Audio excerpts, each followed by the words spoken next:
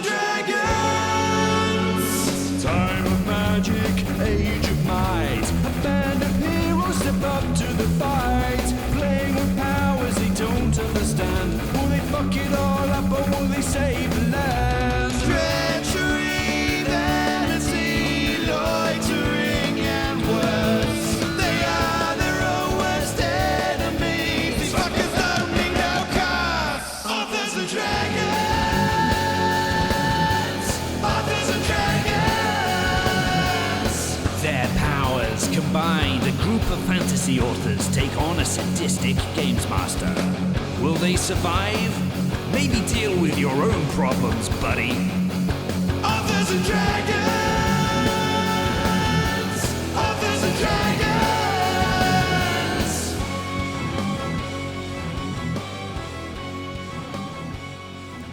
Hey everybody, I'm John Hartness, and I'll be playing the role of Fandingo the Fantastical, bard of all trades and master of absolutely nothing. In real life, I write several series, including the Quincy Harker Demon Hunter series, the most recent of which, Inflection Point, is out right now in paperback, hardcover, and ebook, with audio coming late spring from Tantor. So get out there and give me all your monies.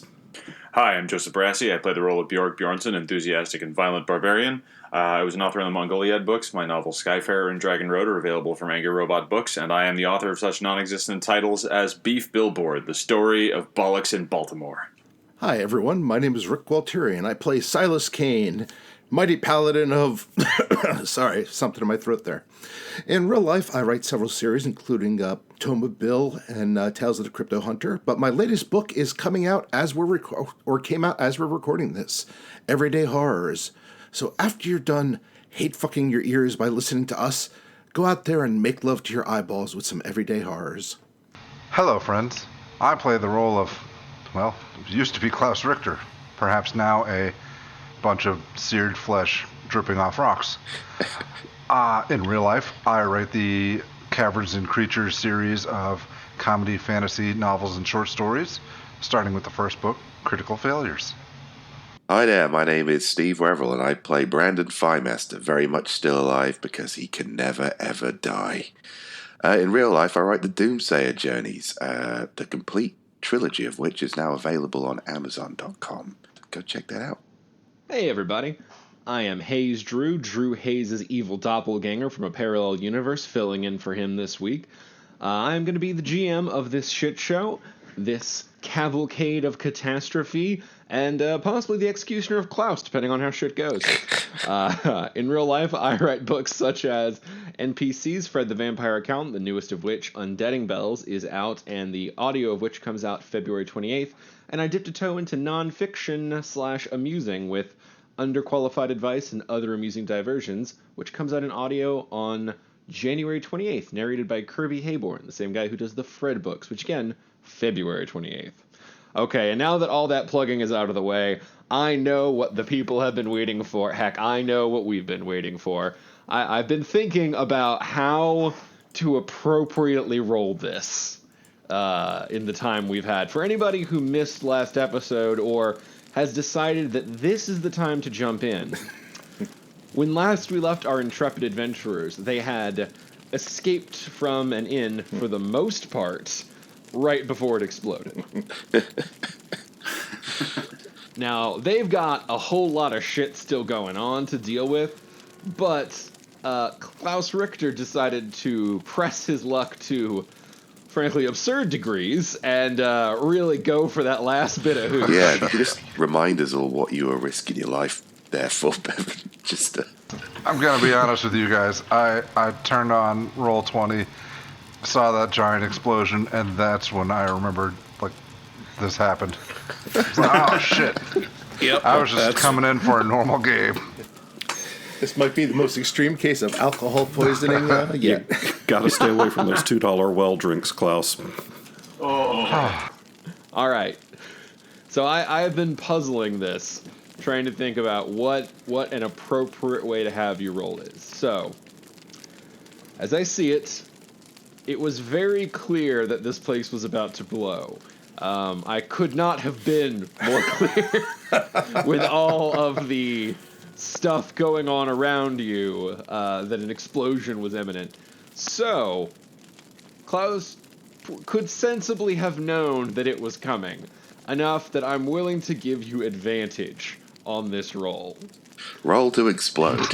And that is a good thing, because you're also inside a building, like, at the nexus point of it, so this is going to be a high DC. This is going to be an 18. What am I rolling?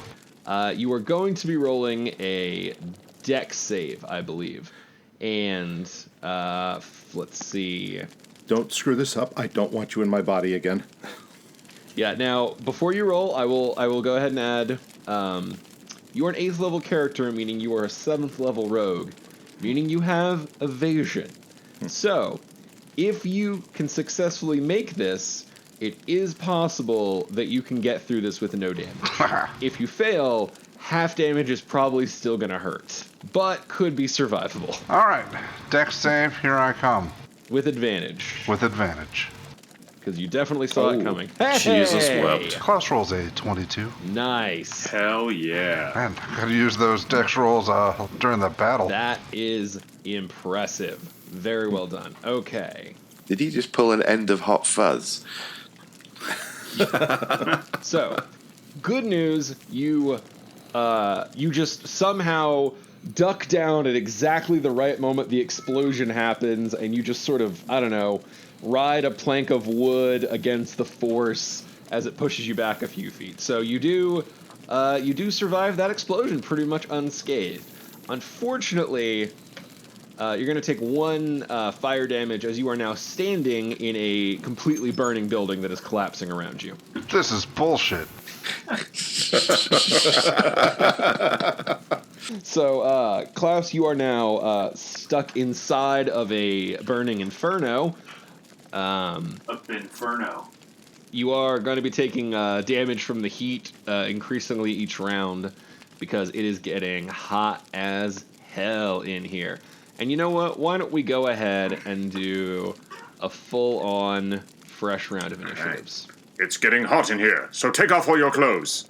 And while they're rolling that, I went ahead and re-listened to the episode just to make sure I remembered exactly where we left off. So for folks who don't recall why Silas might not be around, he decided to walk down to the boat, got a ride from Big Red, and jumped off, used his immovable rod, jerked his shoulder out, and then fell 20 feet. Yes, because unlike some of us, I'm a responsible parent. You tried to murder Santa Claus. Bjorg rolled a natural 1 on initiative. Fendingo rolled an 8 for initiative. Ah, there's those shitty rolls. Silas rolls a 14. Klaus rolls a 10. Thanks, Dex. Brandon Firemaster rolls a 16 initiative. Hey, your decks came through when it mattered. Yeah. Yeah. Your dex saved me a fuck ton of hit points because I'm the healer and I was the one who's going to have to go get your dead ass. So... Oh, I'm going to be honest with you. I'm not sure he was going to survive that at half damage. I was trying to paint a rosy picture, but I mean, you were ground level for an explosion, man. It was not going to be pretty. Heck of a sturdy bar in there. Not for long. Which is now on fire. Yeah, I was like, what part of collapsing didn't ring through there? Well, we're... Yeah, it is burning. It is on fire. It looks like holy shit fucked up. So, Tuesday. Whatever. Oh, actually, but Brandon, at the top of your initiative, why didn't everybody who's not Klaus and Silas roll me perceptions? Actually, Silas, roll me a perception at disadvantage. Every perception roll I make is at disadvantage. Fendingo rolls a nat 20. Silas rolls a 1. Brandon Firemaster rolls a 21. Bjorg rolls an 18 for perception. Okay, so everybody except Silas and Klaus will see this for various reasons. So we didn't really go into it as much on the last one, but as you step out, there are demons everywhere. There are blazing chunks, melted areas of mountain. So much is on fire. So many just random monsters and demons running around. And that cloud that was like an ascension point is just on fire. It is burning. It looks really messed up. And now the perceptions come into play as everybody else sees a form beginning to manifest through it, and it's going to be familiar to everybody who sees it, but Fendingo, even though it's bigger, and even though it looks a little different, you know with absolute certainty you've seen this horse before. I actually haven't. Oh, I wasn't with the party when they saw. Oh, you have heard tales of this horse from your comrades. Fair enough. You natural 20'd it. You put the pieces together from the stories they told. You're like, is that the demon horse you guys keep going on What about? did you guys do to that fucking horse? Not that. Is there a giant dick hanging down in the bar where I'm at? There's a giant dick standing in the bar where you're at. It's still a ways up the mountain from you. All it's- right. That's where a reason for perceptions. Like, there's huge demons flying it. This thing is massive. And it is... Well, it's fucking shit up. So, that happens. Anyway, now, Brandon, it's your turn. okay. Am I aware of the return of the demon horse? I assume Fandango said something.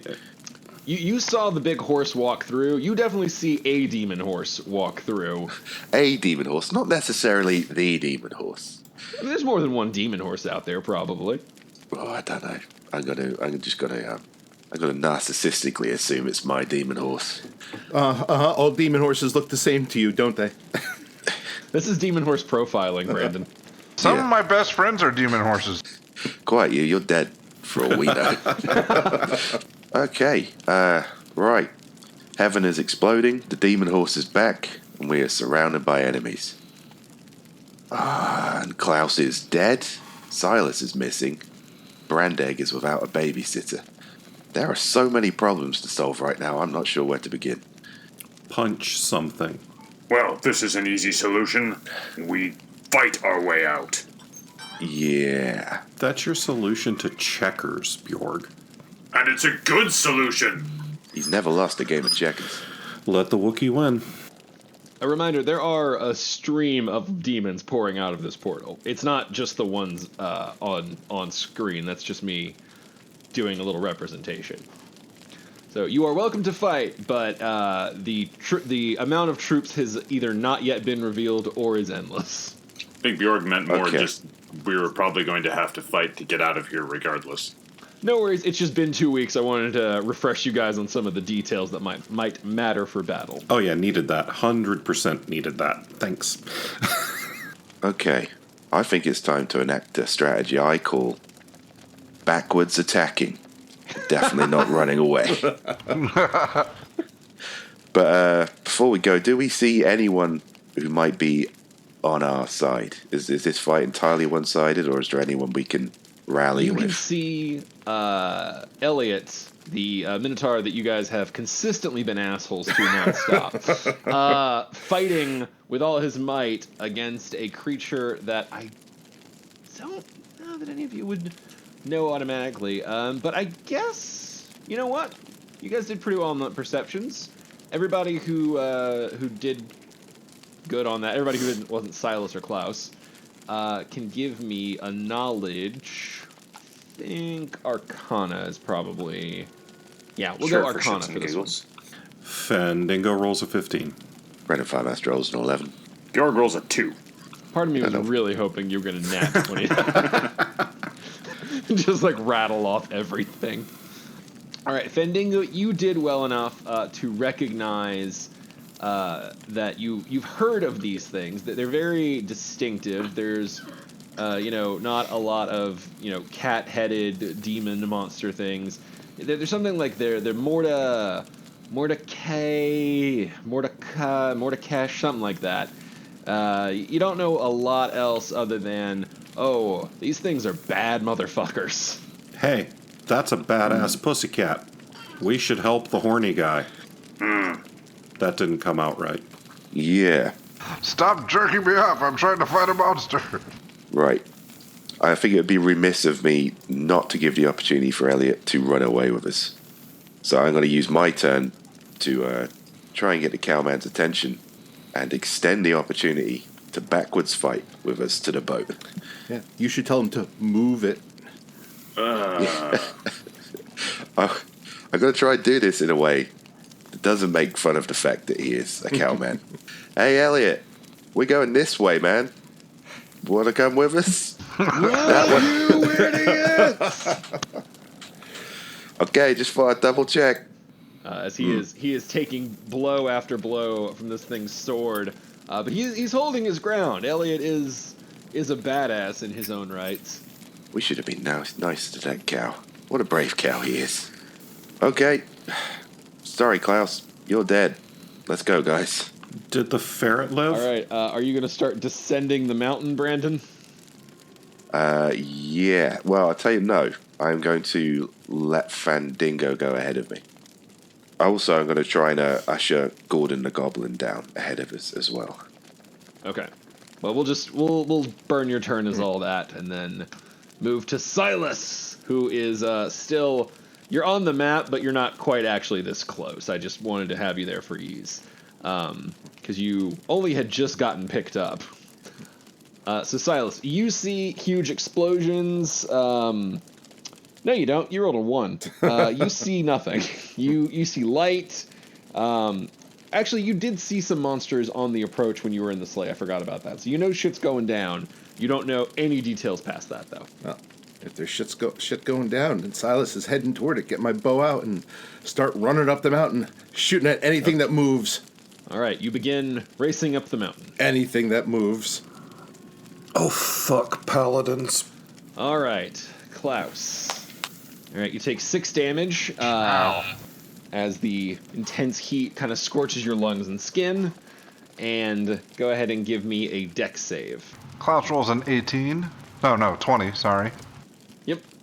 All right, you nimbly jump aside a chunk of rafter that falls where you were standing. Again, collapsing. And so you avoid damage from that, and good job so far. Give me perception.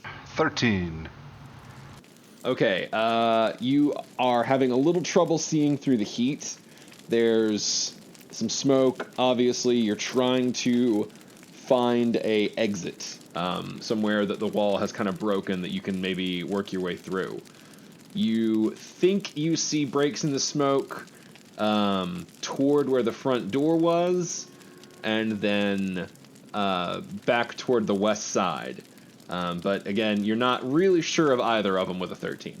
That's fine. As long as if I have a general idea of where the front door was, I think that's a good place to go. Okay. You can begin moving toward it. Go ahead and give me a... Actually, you've rolled enough for this round. We'll just let you advance toward the door, but you are moving very slowly, kind of at half speed, because obviously burning, wreckage, etc. This is difficult terrain. But you do make it toward the front door area. We'll say you made it about halfway there. Sweet. So if you can get through another round, you can probably reach the door. But Fandango, it is now your turn. If there's one thing other than that bards are good at, it's running away. I'm going to do that. Come on, Gordon. Let's GTFO. Goblin the fuck out. Well, hang on. This is a question I got to ask before we go into movement specifics. Are you prioritizing speed or stealth? Are you trying to bolt down this mountain, or are you trying to sneak around the demons that are all over the place? Oh, fuck. I should probably think about that. Yeah, I'm going to have to try it. I'm going to have to try to sneak. Okay, because you are descending a mountain at night and sneaking, you're going to be dark vision. Kind of half-speeding things. I figured half speed would be the best I could do. So it'll slow you down a little, but we'll give you a stealth roll every few rounds to see how you're doing. And then, of course, everybody who's with you will also be rolling stealth if they're going stealthing. So who is following Fandango? I think Bjorg is. Bjorg. Brandon, you already declared it. Yep. All right, let's do a team stealth roll. Yeah, well, we're fucked right from the jump. Fandango rolls a 7. Brandon Firemaster rolls a 22. Bjorg rolls a 7. Well, I mean, the good news is you're no worse than your weakest link, so double 7 doesn't really hurt you. Yeah, you guys are kind of clumping along, and just Brandon is absolutely silent, walking on the rocks. Brothers, do you see how stealthy I'm being? Yes! Bjorg, aside from moving, do you have any specific things you kind of want to say? The stealth is going to eat your action along with everybody else, but if you had anything to yell or what have you on your turn. I don't think so, because, again, he's trying to stay stealthy. That would be great. I am stealthy! That's about what we ended up doing. We are being very quiet. Fendingo, play the song of silence! Dun-dun-dun-dun-dun-dun. Fendingo's just plucking along on his lute, and you hear the Pink Panther theme. Dun-dun-dun-dun. Dun-dun. Dun-dun-dun-dun. Dun-dun-dun-dun. Dun-dun-dun-dun. What? I don't get it. What's wrong? Why are you guys looking at me? All right, at the top of perception, at the top of initiative, I need another round of perceptions, and this time, Klaus and Silas can join the party. Yay. I'm as perceptive as I am stealthy. Fendingo rolls a 5. Bjorg rolls an 8. Brandon Firemaster rolls a 7. Klaus rolls a 6. Silas rolls a 9. That's a high score. Okay. Brandon Thymast. Oh, I guess, you moved with them. We can probably just collectively move Brandon, Fendingo, and Bjorg as one unit while you guys are together, if that's okay. Mm-hmm. All right. Okay. Go ahead and let your last one go. Okay, Silas, you are still racing up the mountain, and you're still too far down to hit anything. Klaus, first up. I would like to leave the burning place. Well, you take 10 heat damage. Fire sucks. Yes, it Fire's great. Still doing amazingly well out of this deal, considering. does. Yeah. And then another dexterity save. Like Bruce Willis levels of explosion resistance. 26. Jesus. Man, yeah, you big old hunkin' timber comes down and you just roll out of the way, and we'll just say you roll and use your movement and you get up to where that front door was. Unfortunately, the explosion has jammed it shut, but it doesn't look like it's locked or anything. Like you might be able to knock it open. You can either try to wiggle a knife in there, or you can just try to slam it open brute strength style. I'm Sneak attack the door. just gonna plow through. Roll me a strength check. 5. 5 is not quite gonna do it. You throw your shoulder in like it's an old cop movie, and you hit and stop like it's an old cop movie parody. Oh. Do we hear that at all, or is there too much chaos? No, you guys are running away from an inn. And And honestly, I don't think you're going to hear a 5 strength thud against the door. It's like slap. I don't know that we would go back if we did. That's a good point. Is that the ghost of Klaus? Must be. Sorry, Ron Weasley, Jeremy. We liked you. All right. Okay, Fendingo and Bjorg move together. And, all right, top of initiative, another round of perception. Oh, wait, did the whole round just go by? Yeah, right now everybody but you is just moving. So those are going pretty quick. All right, so I'm rolling a perception. Bjorg rolled a natural 20. As did Brandon Firemaster. Fendingo rolled an unnatural 20.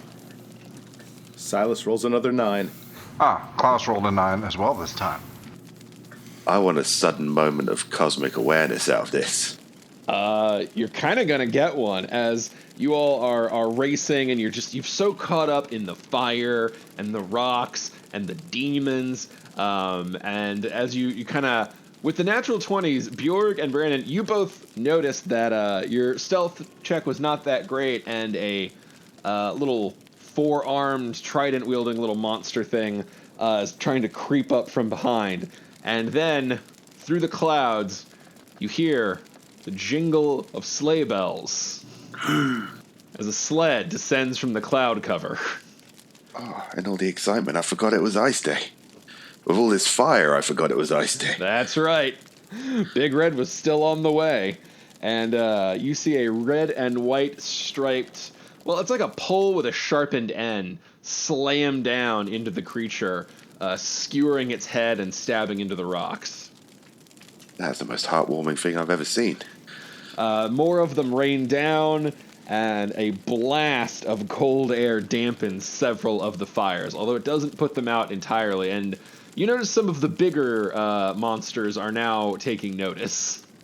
I'm not really concerned about the monsters. I'd just like to take the time to say I have been an extremely good boy this year. This is all of your present! Oh, man. As he is, laying down some cover. Well, I guess. I was hoping for another cool-ass ring, but I guess living another day will suffice. All right. You guys go ahead and give me another round of stealth checks from Brandon, Fendingo, and Bjorg. Fendingo rolls a 13. Brandon Firemaster rolls an 11. And Bjorg rolls it with 15. All right. You guys do a little better this time as you continue to hurriedly slink down the mountain. And let's see. Silas, you didn't see Big Red, so you're still running. Well, but the destruction ahead, Silas realizes might be bigger than himself. So he's slipping his mask on. Because this looks like a job excellent choice for the arrow of the gods. Good move. Very wise. Solid move. All right. Klaus, you are at a door, and let's see. The good news is Big Red cooled the fire a little bit. You only take 7 damage this time. But it is heating up again. All right. This door blows. Is there like a window? Because that should be easier to get out of, and maybe already broken. Nope, not around you. And again, smoke, perception, etc. Yeah. All right. Well, I guess I shall try to fiddle with the lock while I'm on fire. You could just...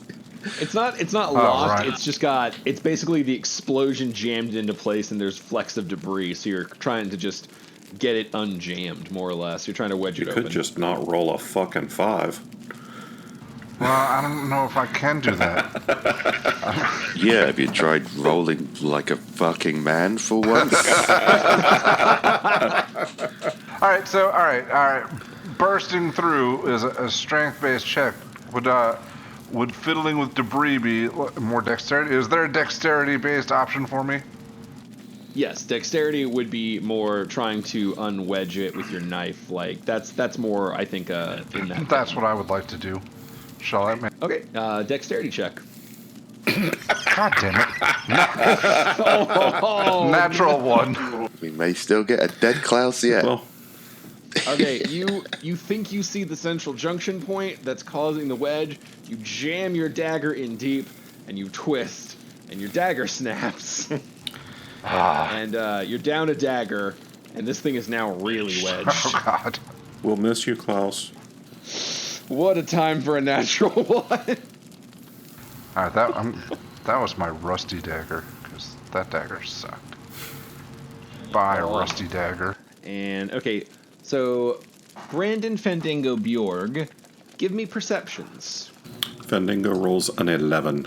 Brandon Firemaster rolls a 14. Bjorg rolls a natural 1. Twice. Oh man. No, double nat 1. Oh my God. Silas rolls a natural 20. Not you, man. Oh. No, the three. The Three Stooges. Damn it. Ah, there you go. I want credit for that next round. Yeah, Bjorg is just staring at Big Red and the demons. It's like he's walking backwards, barely paying attention. He just does not give a shit. So you two, from your high vantage point, are looking out. You notice that there are flames coming from the ocean as well. It looks like some, not all, but some of the boats have been attacked. Oh dear. Brandegg! So much for stealth. Yeah, now you worry about Brandegg. Well, yeah, now that he's possibly hard-boiled, I do, yeah. All right, Silas. Yeah, I really don't have much for you yet. I guess. We'll go ahead and give you your 19 perception. We'll say you catch a sight of Big Red swinging around, hurling more of those poles and whatnot. So you at least know he's in the battle. Can I take a shot at him? I mean, you're an archer who's good enough to know your range, and he is well outside of it. Like, you see him in the way I see a plane flying. All right. As soon as that demon gets close. All right, Klaus. Oh, man. Intelligence check. My specialty. The old catch-all. 13. Okay. It occurs to you that you have something in your inventory that might be of. I of was assistance waiting. with I was this. saving that for an emergency. You're on fire. Yeah. So while we're doing that, let's do the fire damage. All right, you take 8. All right. Feel fucking emergent yet? And you have a lock. You have basically a very wedged door in front of you and a broken dagger. If you want to search for a different route out, you're going to have to do a perception to try and find your way through the smoke-filled room, because this place is really fucking bad. I'm going to use the escape stone. Oh, thank God. Awesome. Okay, how? I will hold it in my hand and say, escape. To be fair, none of us were giving any instructions on how to use the escape stone. Or even what escape stone meant. Yeah. That's a good point. You guys are making a big assumption off of just the name. Well, unless that lizard was like being a total dick, I think it's a fair assumption to make. Had the Klaus. lizard met any of us by the time he sold us that escape stone? Yeah. Yeah, he was being a total dick. Klaus, give me a knowledge arcana. I take it my method didn't work. You got a 13 intelligence, so as long as you can do okay, you can probably put this one together. 13. Okay. This is not like teleportation magic is fucking expensive. No one's handing you that. But you're like, escape. I don't know. You put it against the door, the object that is blocking you. The rune flares, and you see the door kind of light up, shake, and it slides open. Ow. And the stone crumbles in your hand. Damn it. Perfectly good rock. All right. I would like to leave this bar. All right. You successfully step outside, and by this point, your friends are nowhere in sight. Do I see the Minotaur? Roll me a perception. 8. You do not notice Elliot. You see fire and demons and all kinds of crazy shit, but he is not remarkable enough to stand out with an 8. Well, just in case he's around, I'm going to shout, "This bar sucks." 1 star. Well, that's an interesting move. Let's see what the demons around you think. Holy shit, there's demons. Yeah. Yep, quite a few actually. Screaming might not have been the move. Oh, but it was a Klaus move. It was a Klaus move. Does everybody else judge how All right. fucked they are by how many dice the DM rolls in any situation? Solid metric. Yeah, this is meant to be some havoc. Yeah. Got there. Yep. All right. Well, that was Klaus's turn. Okay. After information from last time, do you guys want to continue moving as you have been? I feel like we have to get to the boats. I don't want to stand here where everything is fire and demons and Klaus corpse. Yeah. Yeah, I mean, there's not a lot we can do for Big Red. Klaus is definitely dead, as far as we know. And Silas still nowhere to be seen. The only thing we do know is that our boat and Brandegg is in danger, so... Literally everyone who hasn't wanted to kill us had said, get the fuck out. For once, I'm going to listen. I agree. There is a time to fight and a time to retreat, and we do have something on the boat waiting for us. Yeah. I mean, when you're this good-looking, you get used to fighting rearguard actions. I know how this goes. Let's roll on down this mountain. There was a lot to unpack in that statement, Brandon. As it should be. Yeah. All right. So you guys are going to take a more expedient approach. I think the phrase you're looking for is fucking right off. So let's just do a collaborative, because this will eventually happen. All right. I like fucking right off with quiet dignity. I like to add there. That's a man who's not Style. been chased by nearly enough angry fathers or husbands. Quiet dignity shit. Perceptions from everybody who isn't Klaus. Silas rolls an 8. Fendingo rolls an 18. Brandon Firemaster rolls a 15. And Bjorg rolls an 11. All right. Bjorg, you notice as you are all mad sprinting down, you notice a figure in the darkness. Brandon and Fandango notice a familiar figure in the darkness. You'd know that cloak and mask anywhere. It's the Arrow of the Gods. Ah, the Arrow of the Gods. Thank God you're here. It has returned to us in our hour of need. Is he framed dramatically in the moonlight? Arrow of the Gods, are you framed dramatically in the moonlight? Always. Middle of the day, framed dramatically in the moonlight. Yes. Anytime he stands still for more than 3 seconds, lightning flashes behind him. Oh, that's just because the gods hate him. And they have shitty aim. Missed again! Can you hear us? Are we close enough? No, you've just spot, like, you're doing the yell. You can't quite have conversation, but you were able to scream a greeting at him. Arrow of the Gods, do you Definitely just blew our stealth check. believe this greeting, or do you shoot at them anyway? Well, I did say I would shoot at anything I saw moving. You did.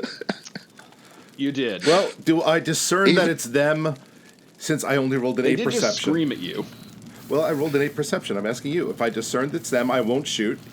If I didn't discern You it's saw them... figures, you didn't know who it was, but they did scream, "It's the Arrow of the Gods" at you. Worst case, you think it's fans. Yeah, enthusiastically, I might add. Not like, get him.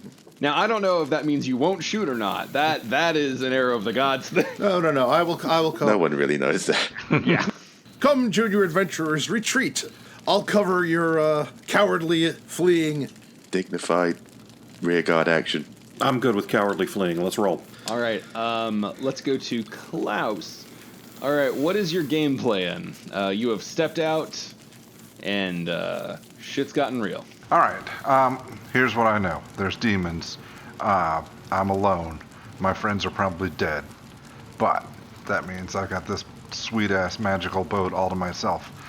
I'm going for that. But first, I would like to put on my ring of invisibility. Oh, what a good call that was.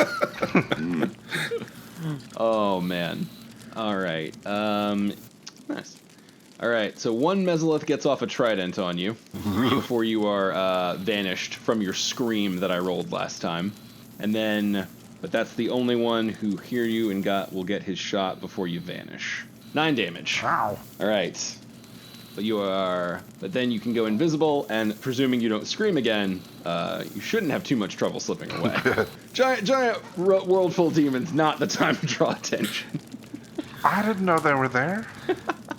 I was on Those fire. crafty hidden demons. I mean, if you run out of a bar that's on fire into a bunch of demons, screaming seems like a logical fucking response. Screaming, this bar right. sucks. So Klaus, next question. Are you going to be moving stealthily and attempting to not make noise and draw these things' attention? Or are you just going to sprint for it and hope that invisibility will cover your ass? No, I'm going to be stealthy. Okay, give me a stealth roll. 19. All right, very nice. You'll move slow, but you'll move quiet. So you begin creeping down, and I think you'll be able to move through this round without issue. Nobody's perception was near good enough to catch that round. All right, so truth be told, well, let's see. Fandango, give me a D100, since you are leading that pack. Arrow of the Gods, are you going to follow them afterward, or are you just hanging out, shooting at nothing, because you're still kind of too far down? I'm going to ask them where their filthy thief is. Fandango rolls a 52. Go ahead and play out y'all's combo, and then I'll let you know how that shakes out. I count only 3 of you. Where's your filthy thief? Last we saw, exploded. I gotta be honest with you, Arrow of the Gods. Things are not looking good. The bad news is, I think God is dead. The good news is, I think we can probably avenge him. The bad news is we're pretty sure that our thief got the fuck blown up out of him. The good news is we're leaving. All right, you all head out. I want to make sure I want to see if there's any chance of saving him. But who will cover our retreat? We need you, Arrow of the Gods. We need you by our side to get to the boat. Do you really think anyone's going to get past me? But without you, we're depending on maybe finding Silas, and we know how fucking useless he is. Please protect us, Arrow of the Gods. I mean, technically speaking, as a paladin, I'm not allowed to run from evil, but they're kind of begging me to protect You're them. really a fucking paladin. I mean, come on.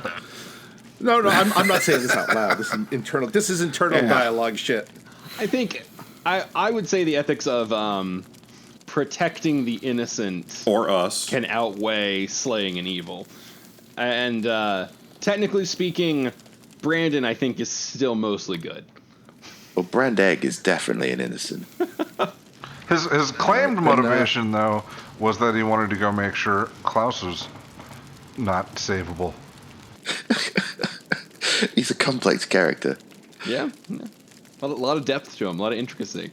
So I assume everybody, Fandango, Bjorg, Brandon, is sprinting toward the boat. Arrow of the Gods, what's it going to be? All right, they asked me to save them, and that'd be like turning down a damsel in distress. Fandango does have very pretty hair.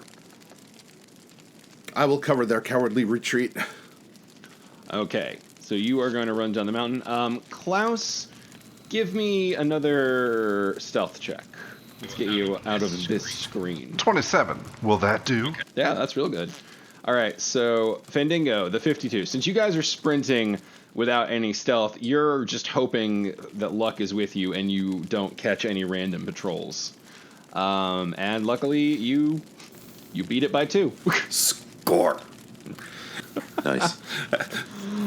Very, very, very fortunate flip of the die there as you guys just sprint like hell down the mountain. There's still mesolith, there's still flying things around, but you guys are just tearing ass, and there's other cool shit going on, so they don't inherently care that much about you guys. All right, give me 1 second to move some tokens here. What number is this on the number of islands we fucking destroyed? This one wasn't actually you guys. Well, I mean, I guess in a way. In as much as we created the demon horse and let it run free, I guess we are partially responsible for destroying heaven. That's so on brand. Well, that evens out, Bjorg, because I can't help but feel irresponsible, so we're good. Okay, so as you guys are sprinting down, you notice that there are more and more kind of fires coming from the ocean area. People are definitely attacking ships. But luckily you guys don't have a terribly impressive ship. I mean, it's cool and it's magical and it self-runs, but this is an island where some real big fancy muckety mucks came, and their shit is a lot more tempting to burn. Is there any high mucky mucks shit we can steal? I mean, are you fireproof? No. Also, how much do you like melted ash? I totally heard melted ass. Well, either way, not that much. You damn millennials. Always trying to eat that ass. So, as you race down, you can get to the shitberg and notice that it is still chained up. I like to think that's what protected the boat from attack. People were just like, let's get this boat. The shitberg. Okay, let's move along to the next. Yeah, it's kind of a... so maybe life already beat us to that one. All right. Someone did set the chains on fire. They just figured that would probably take care of things. That seems problematic. So there's a little gangplank. I didn't bother finding one to put it on, but it runs from the back end of the ship where the chains are that you ran over. So you have arrived.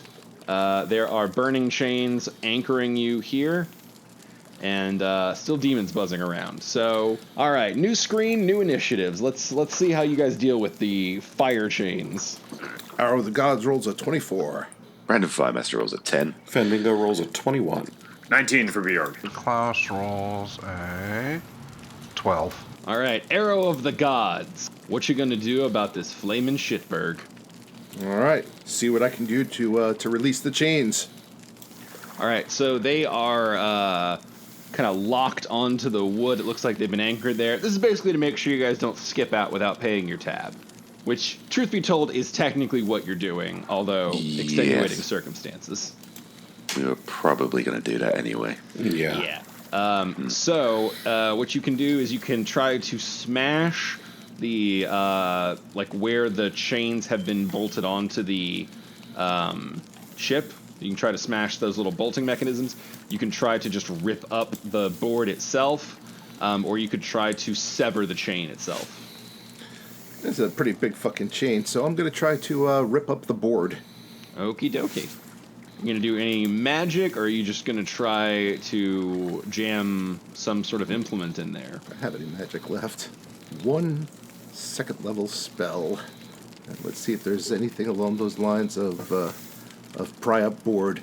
Well, I mean, I don't know what spells you have, but for example, rapidly cooling something that's very hot would make it brittle. Yeah, I don't have anything that does that. Yeah, I that's what I said. I don't know what spells you have, but like that was just a for example. Oh, fuck it. Strength. Okay, well, what are you doing to try and, like, do you have something to jam in there? Because, like, fingertips is not going to be easy, and an arrow would snap. I used to have a rusty dagger, assholes. I have, you know something, the perfect lever? The immovable rod.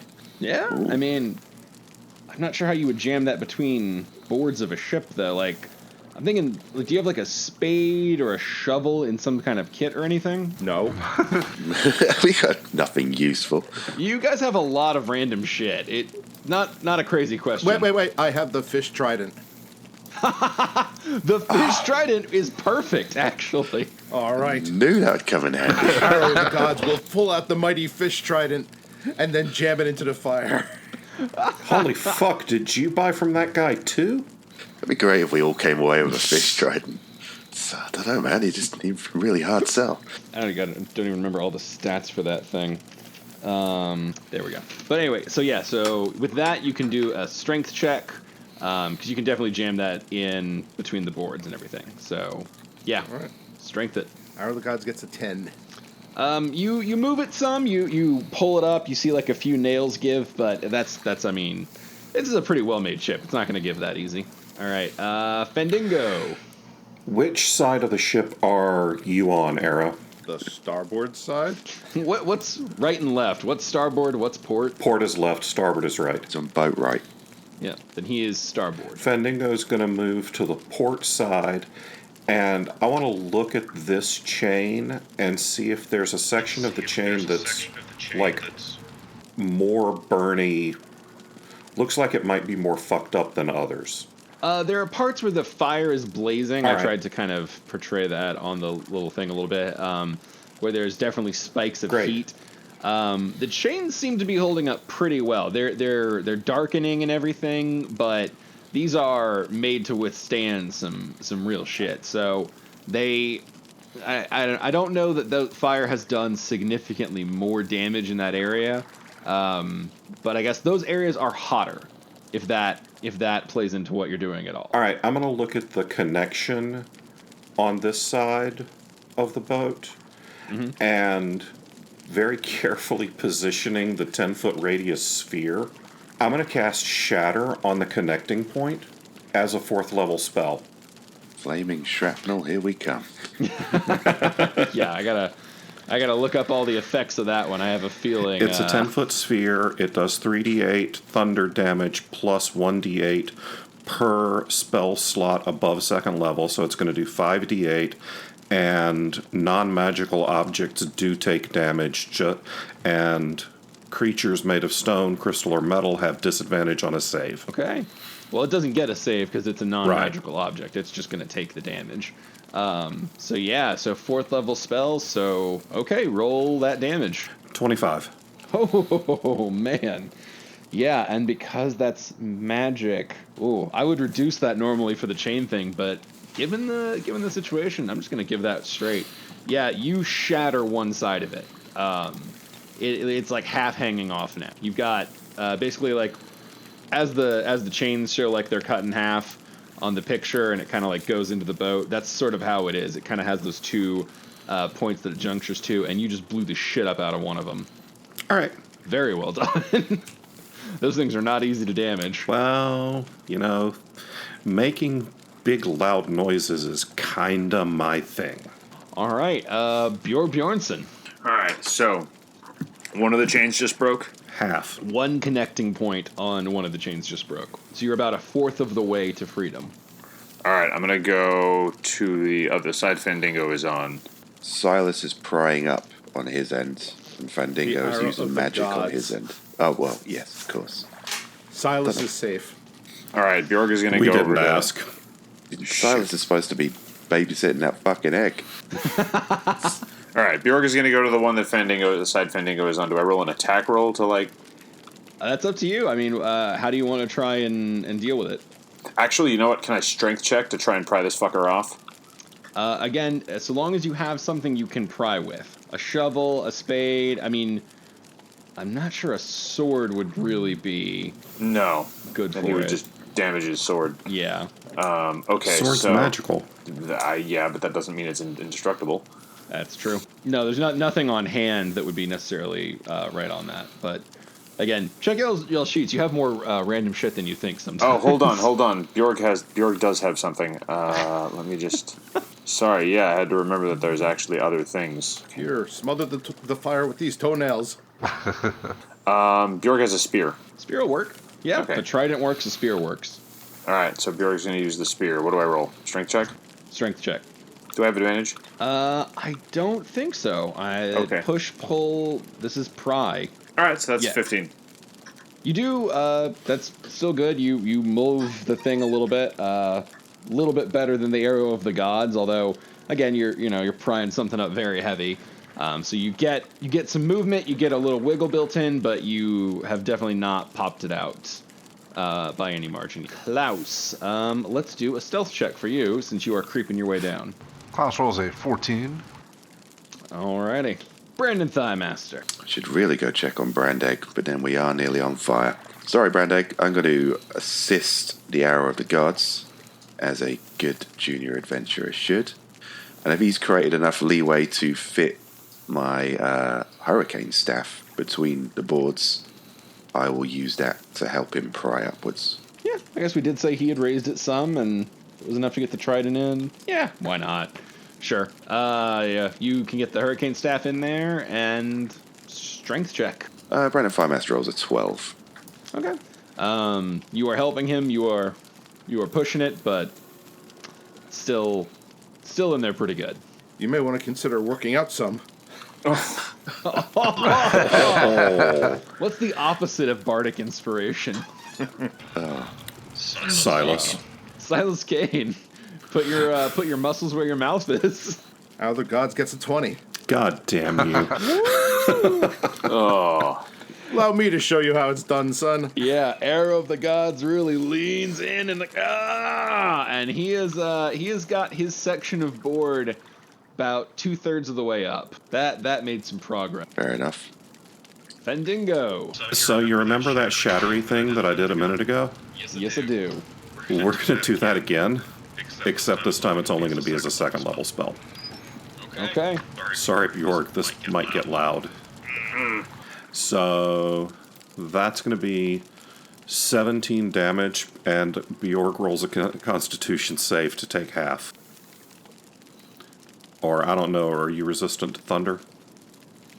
he is resistant to basically. Well, no, he only gets that resistance when he's raging. Oh, well, okay, sorry. So it occurs to me that raging might not be a bad idea right now. Well, after I slam you with a fucking shatter spell, you might So be con raging. Pissed him off. save. Yeah. Con save, yeah. Bjorg rolls a 24. Nice. So that's half, so 8 damage. I would caution you on raging, since there's nothing directly attacking you at the moment, it would Yeah, you'd lose. fade out pretty quick, yeah. That is down to 12 hit points. Oh, fuck.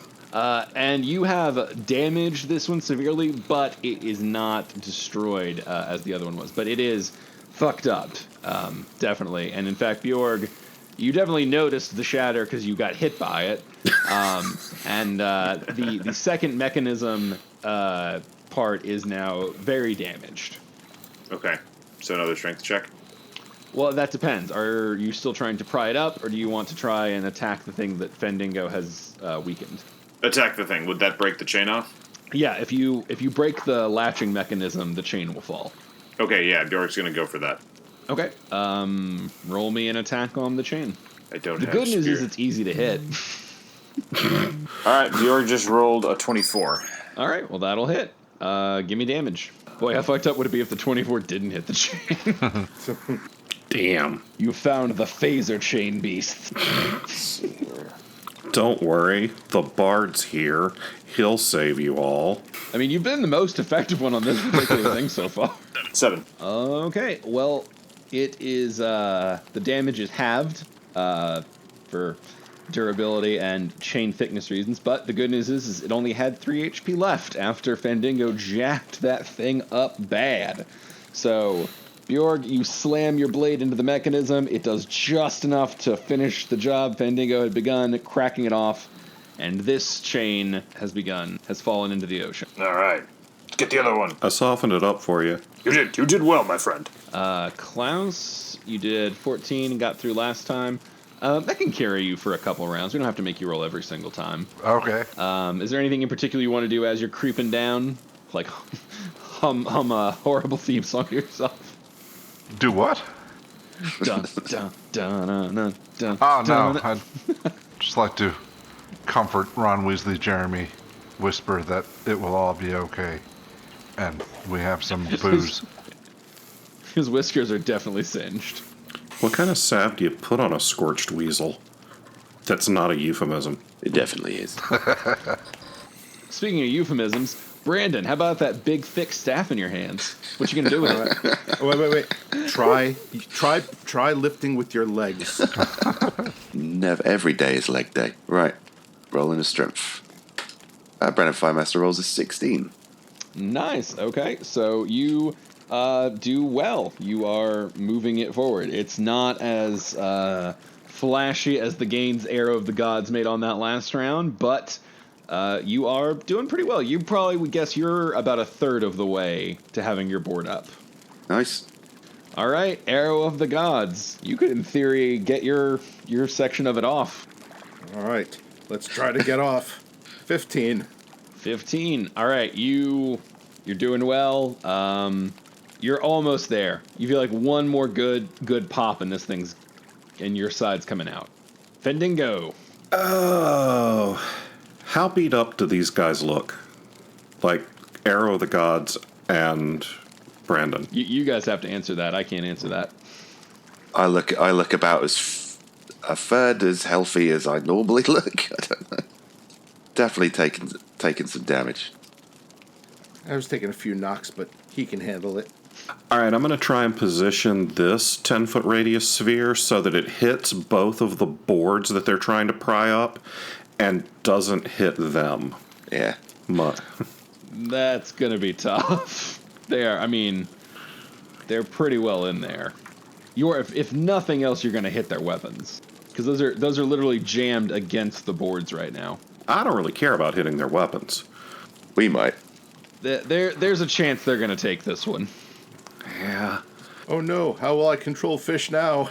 All right, then can I tell which one is closer to getting their shit pried up?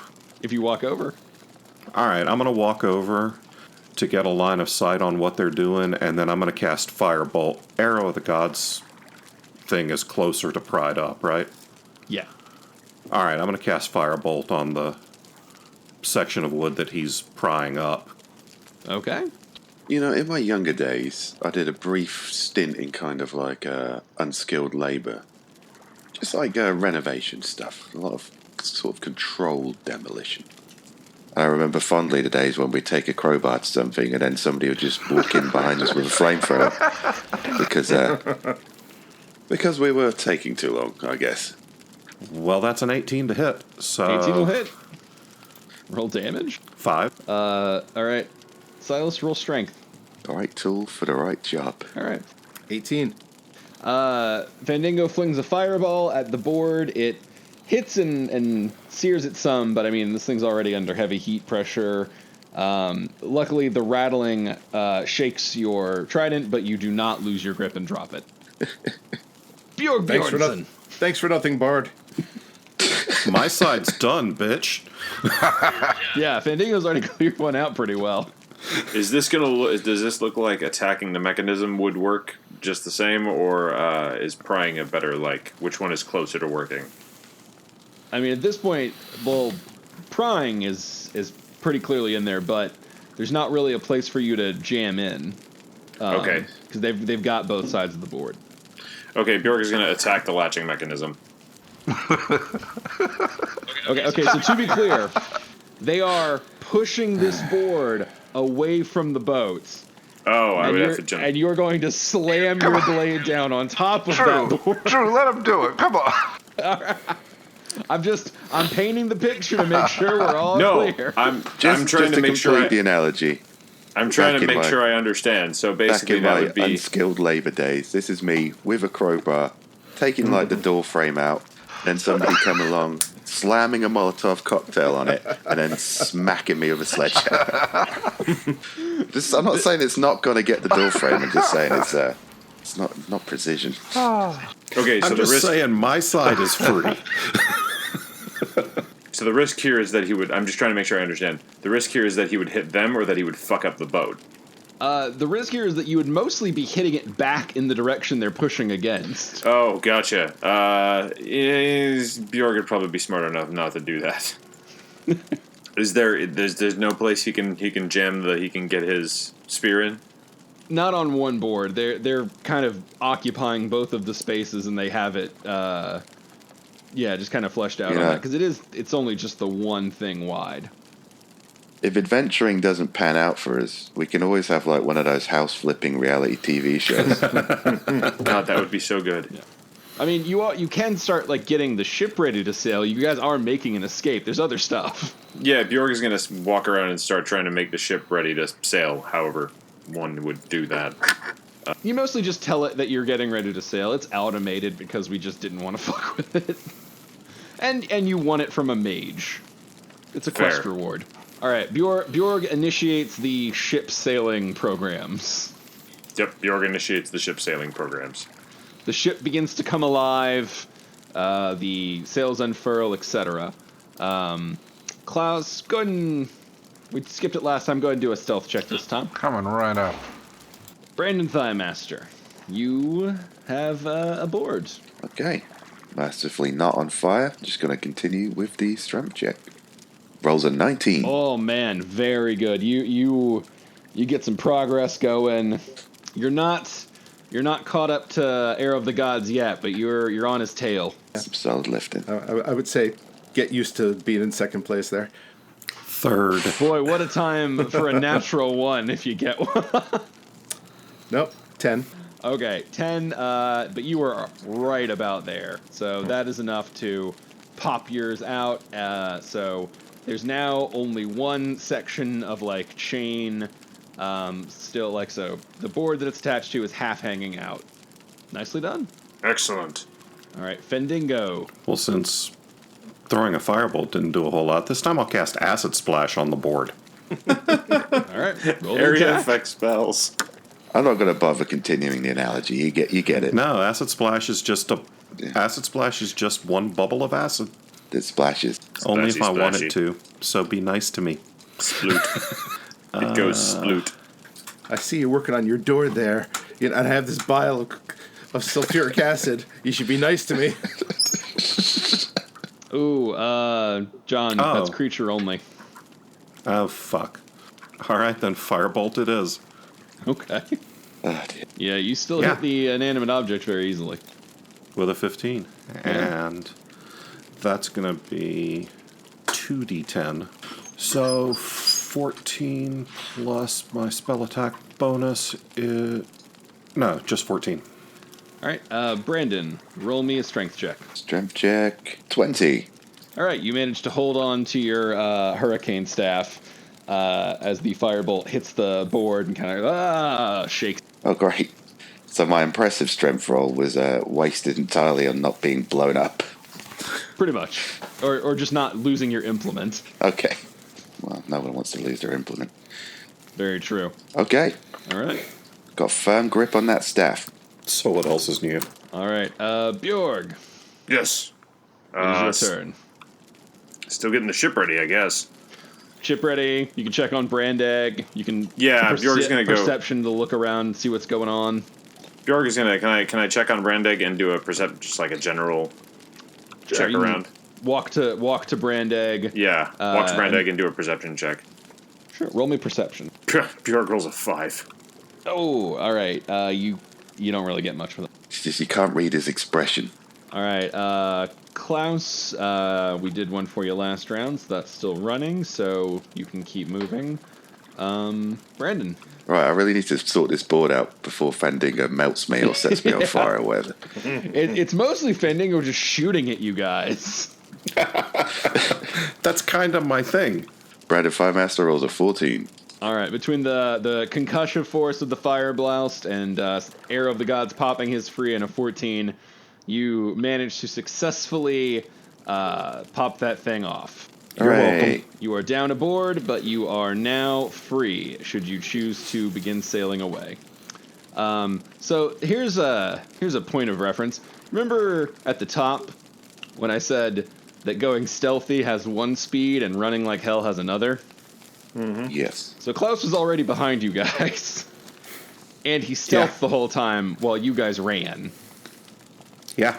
Mm-hmm. There is no chance he's catching up to this before you guys, if you choose to sail off.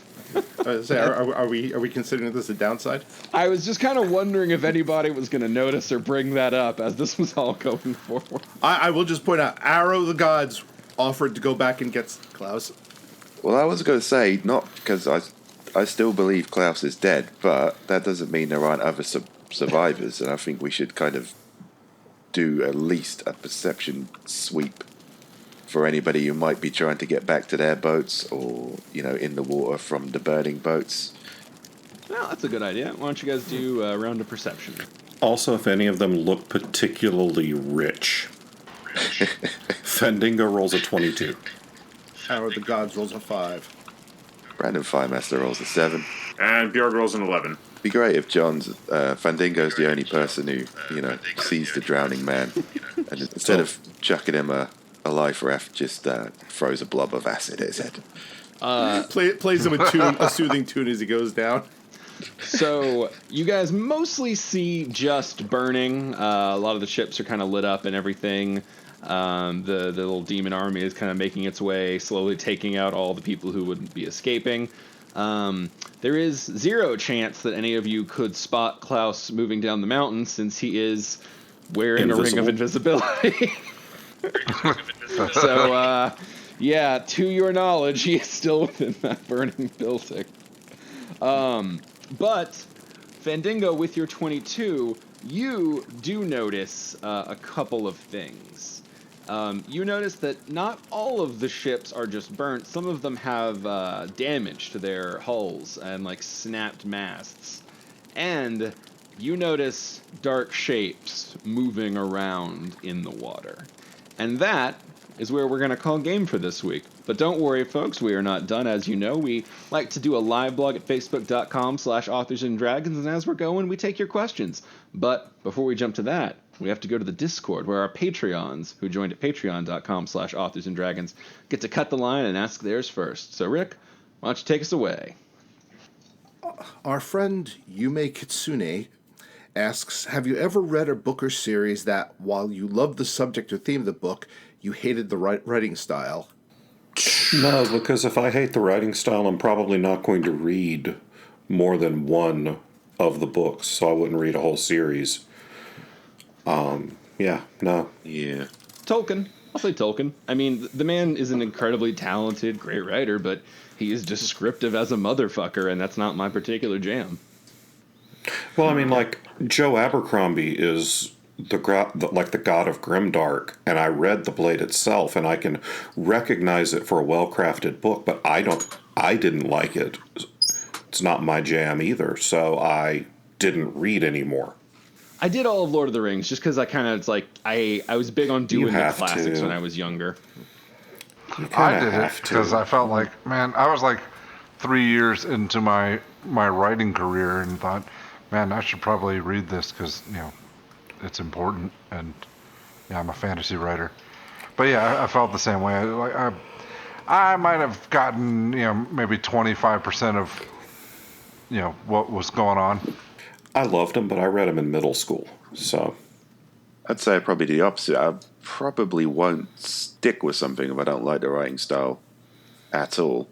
But I will probably read something that has no interesting themes or plot if I like the writing style enough. So I would agree with that.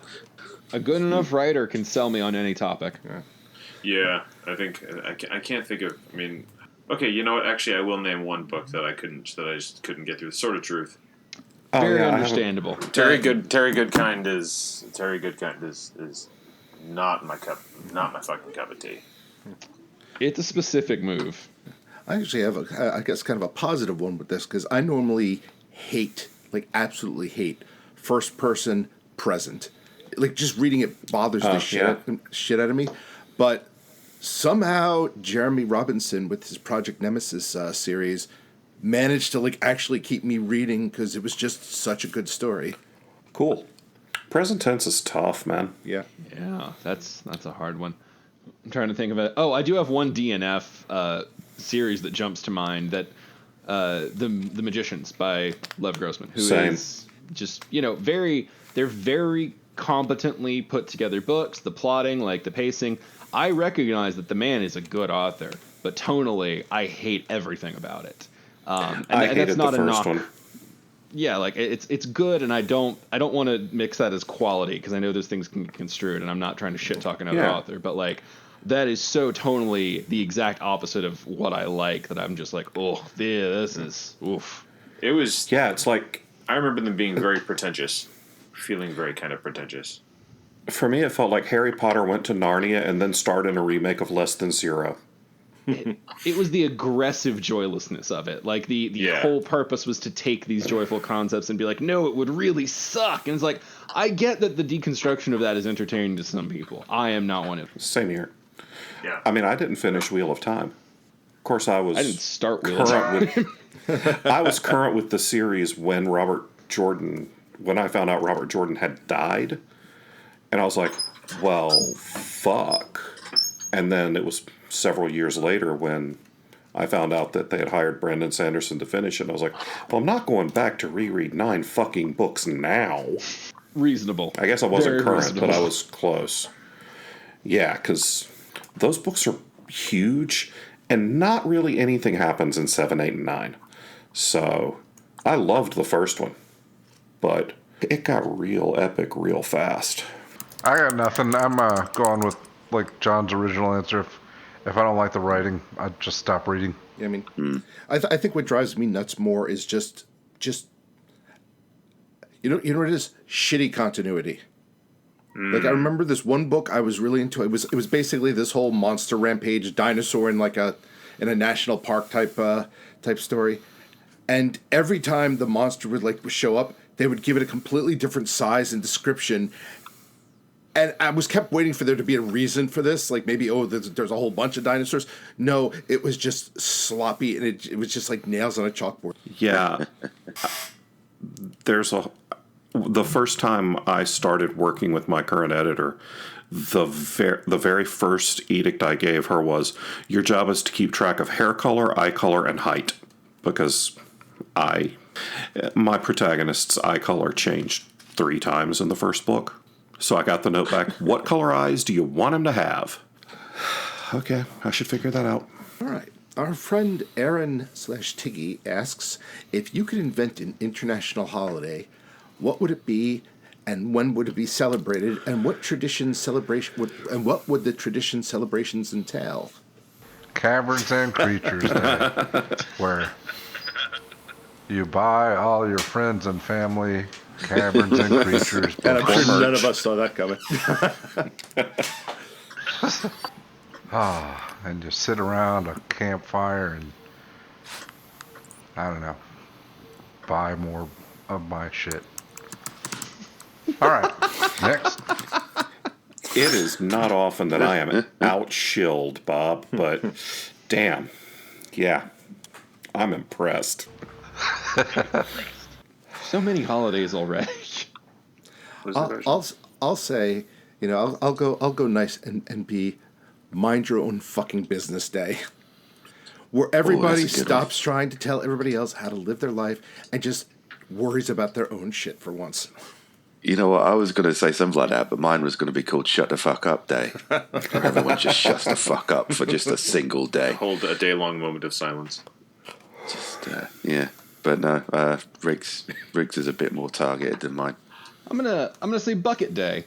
One day where collectively we all agree to do one thing that we want to do before dying. So we all get the day off, and everybody's just kind of having an adventure. Like, one dude's skydiving, one person's doing 10 power hours in a row. He's going to die today. That is so much better than shitting in a bucket day, which is where I thought you were going. Hey, if that's on your list, then it's your shit in a bucket day. But yeah, just a day where everybody collectively is like, all right, let's add one thing that I wanted to do to my list of done. So you're saying The Purge? No, not in an illegal, horrible way. In a fun, uplifting way that will ultimately be corrupted into a horrible, terrible way. Because, you know, society. Humans? Get the Darwin Award Day. So it's again, it's you can invent a new holiday. Yep. Election Day. Ooh. National holiday. Election Day. Motherfuckers. Australia's already got a one like that, hasn't it? Yeah. That might be better than mine. It's going to be close. Election Day, where you get a day off to elect to read a Caverns and Creatures. And so you can sit around a campfire and wonder and say, I really want to buy more Caverns and Creatures books, but how can I since I'm sitting around a fucking campfire? If only my I vote phone we had the read ability more to Robert connect Bevan. to the internet from distance. Over satellite waves. Waves? What the... Right. Yes, if only I could connect to those internet tubes. Oh, man. It's definitely getting late in the night. I want to do Hey Y'all Watch This Day, which is kind of like Drew's Day, only the thing you do has to be stupid and potentially lethal. Yeah, we're definitely going to have some overlap. Yeah. I thought you were saying, like, all right, like, I've always kind of wanted to watch this thing, but I never really wanted to waste my time. No. But now, today is the day to waste that time. Like a shitty movie or That's something. actually not a bad one. I Like, don't know. only new media day, or like, oh, burn your queue day. You're only allowed to watch shit on your Netflix queue that you haven't watched already. Oh, Christ. Guilty Pleasure Day. It doesn't work for those of us who don't actually feel guilt, but for some people it's great. Yeah. Once you start working from home, life is kind of pretty joyful already, so... Yeah. And fuck it, if I like things, I like things. Seems like we haven't had a day for like orgy and blood sacrifices for a while now. I don't know when those went out of style. Yeah, jack off wherever you want, Day. Joe already called Election Day. Purge idea. Phone purge day. Once a year, if you don't know, if you can't name how you know that contact, kick them out of your phone. Slim that shit Except down. not just for phones. You walk down the street, you don't know who that person is, you kick that person out of your life. Do the same thing with Facebook friends. Yeah. I've been meaning to do that for a while. You can treat it, well, we can't, because our Facebook things are sort of social media platforms for what we do, but... Well, I'm talking about personal page, not like our personal profile, not our page or group. Yeah. I only have the professional ones. It's all... Yeah, All right, that's true. Yeah, I'm with Bob there. That whole this fucker friended me 4 years ago and hasn't said shit since then. I mean, yeah, you could treat it. You could expand it outside of phone. It could just be, "Who the fuck are you, Purge?" Who the fuck do you think you are, Dave? You're not my real friend, fuck off day. All right, should we shift on over to the Facebook and take some questions? Since we just shit all over Facebook for the past 2 minutes. I mean, Mark Zuckerberg can eat an asshole. I think we're all on that page. Not mine. I don't like him that much. Let's see here. Okay, our friend Brittany asks, what are your research methods if any of your work requires research? I do a lot of Wikipedia. Wikipedia.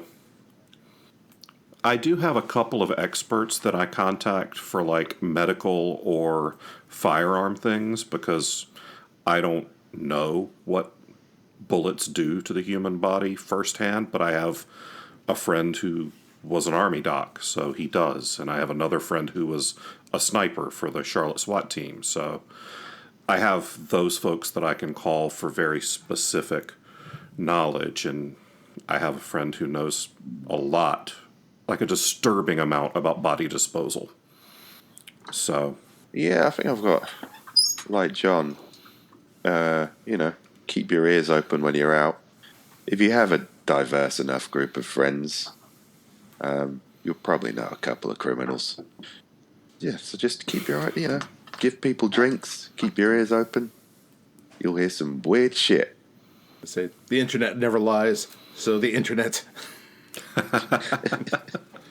But I mean, here's the thing. I mean, it's pretty awesome when when I can find somebody. And my problem is I have this whole list of people who've told me, hey, why don't you use me as a resource for this? And whenever it comes up, I can never find that piece of paper.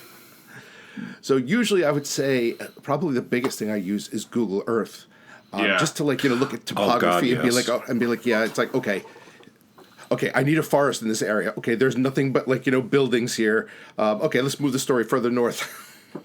yeah, I use Google Maps and Google Earth legitimately every day I'm writing. I have to look up some fucking thing. What's close to what? How long will it take you to get from one place to another?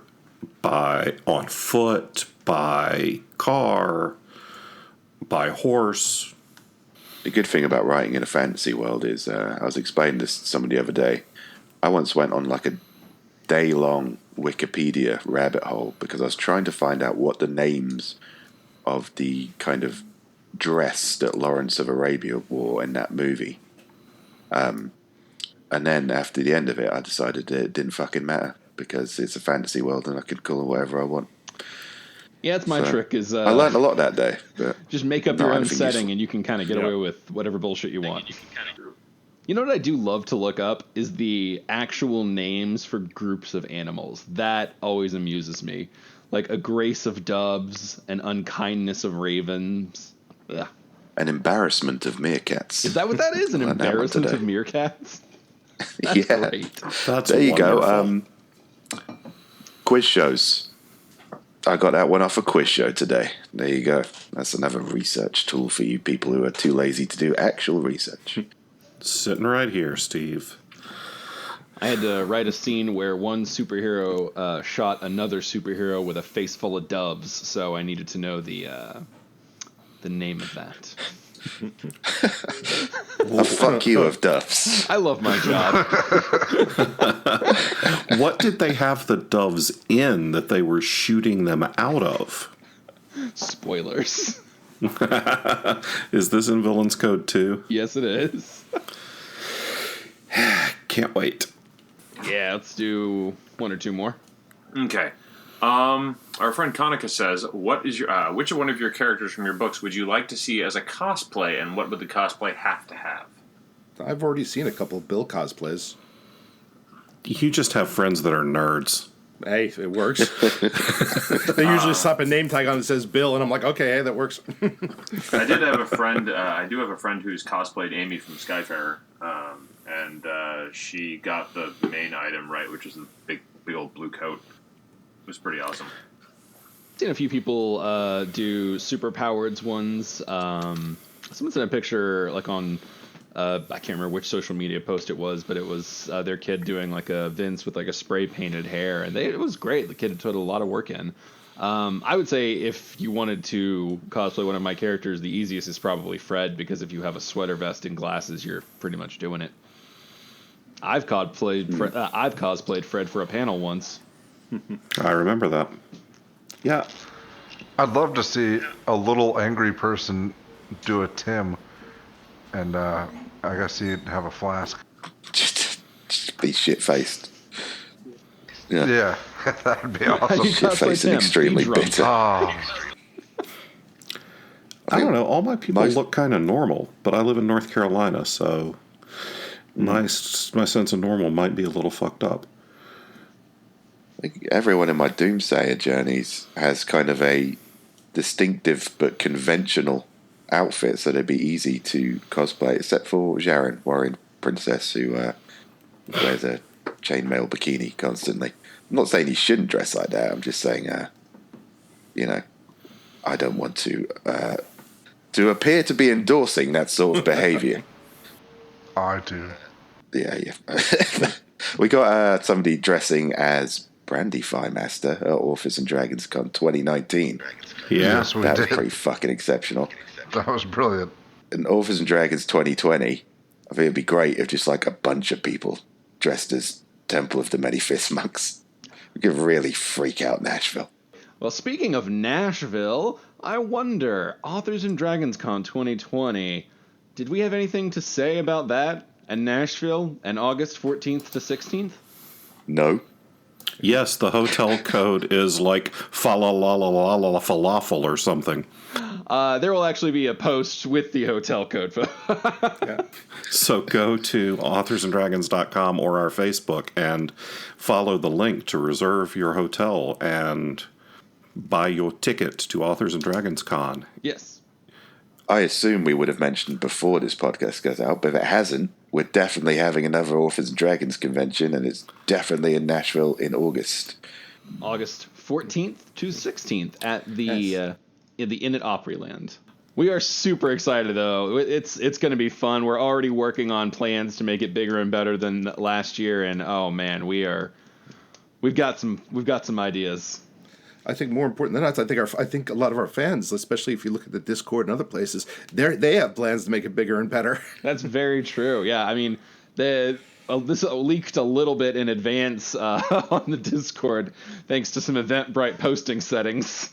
We are going to have that information ready to go for you, and we do want to reemphasize, if at all possible, please make sure you do use the links for the hotel that are going to be provided there. There's a special code. Not only does that lower your rate, but that ensures they know who is coming to attend the con and counts it appropriately against the room numbers we're supposed to have. So it makes it easier organizationally, it gets you a low price, and it keeps our overhead nice and low so we can keep these tickets low. So please come out and join us, and make sure you go through all the appropriate links and everything, because that is how we keep these things going and we keep our prices as low as we can for everybody to come out. Also, booking through the hotel code lets them know how to stock the bar appropriately.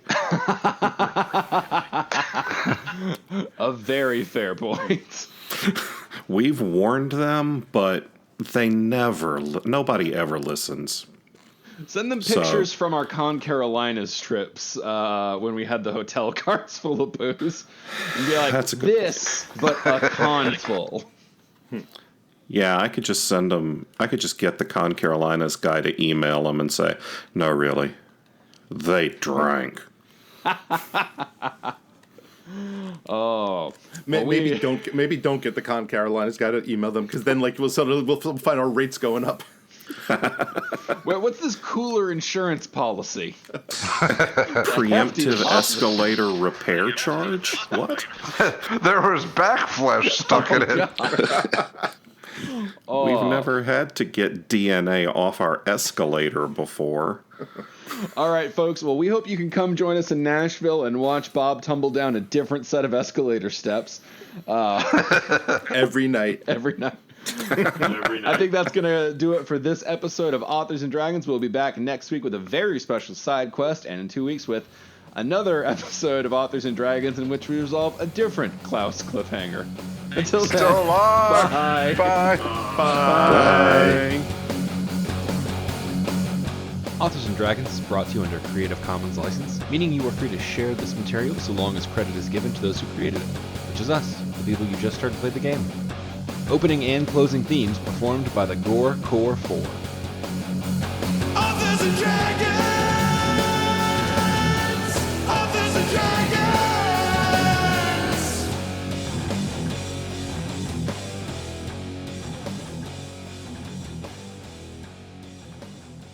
Some of my best friends are demon horses.